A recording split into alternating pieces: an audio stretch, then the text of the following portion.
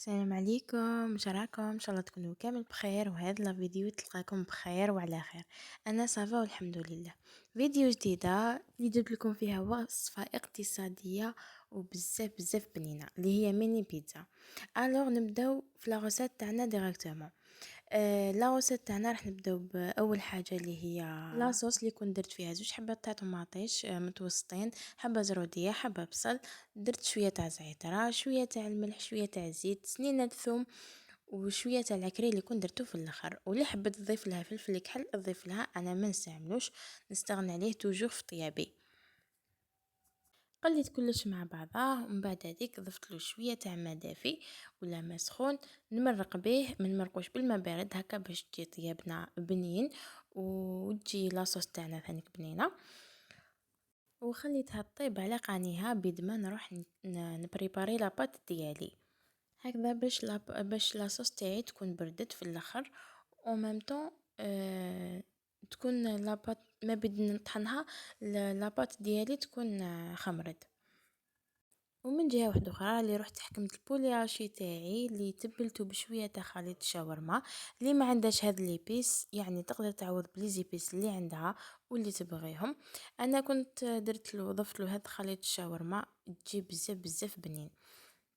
كيما شفتو خليته بجيه، درت له ضفت له ثاني شويه ملح، خليته بجيه قسمه تطلق هذاك ليبيس فيه. ومن بعد قليته في شويه تاع الزيت، هذا ما كان. واللي ما عندهاش البولي تقدر تعوضه باي حاجه حبتها، مرقاز ولا طون ولا كيما حبيت. انا درت نص بولي ونص طون. من جهه واحده اخرى درت لاباط تاعي اللي كنت هنا حطيت في جهه في ان بول، درت فيه شويه تاع خميره اللي هي مغرفه تاع خميره ومغرفه تاع سكر. درت لهم شويه تاع الحليب، خليتهم يخمروا تخي بيان هكذا باش يتفاعل. وهنايا درت 250 غرام تاع فارينة، زدت لها 8 مغارف زيت، بسستها تخي بيان. ضفت لها هذاك الخليط، انا المقطع تحذف لي. ضفت لها هذاك الخليط وكملت لميتها بالماء دافي. كما شفتوا هنا لاباط تاعي ما هي يابسه ما هي طريه، يعني متماسكه. خليتها تخمر بجيه وواحد 10 مينوت الماكسيموم، يعني ما تطولش بزاف باسكو لاباط هذه اصلا تجي طريه. بالخف تخمر.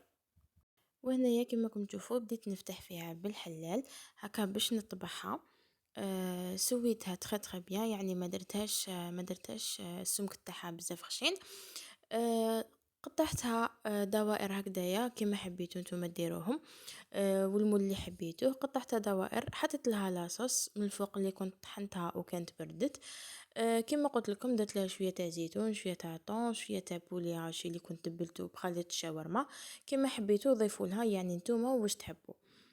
هنايا الفرماج كنت ضفت لها غير شويه ماشي بزاف. بعد ما طابت لي نص طياب ضفت لها هذاك الفرماج من الفوق باش يقعد الشكل تاعو شباب كما راكم تشوفوا هنايا. وهنايا هذه هي البيتزا تاعي بعد ما طابت، يعني بزاف بزاف بنينه. رانا وصلنا لافين تاع الفيديو، ان شاء الله تكون عجبتكم لاغوسات. واللي راهي تشوف لا فيديو نقولك ما تنساش تشتركي في القناه وديري لنا جيم وكومونتير وتتفاعلي معنا. ما بقى لي غير نقول لكم تهلاو في روحكم، تهلاو في صحتكم، سلام.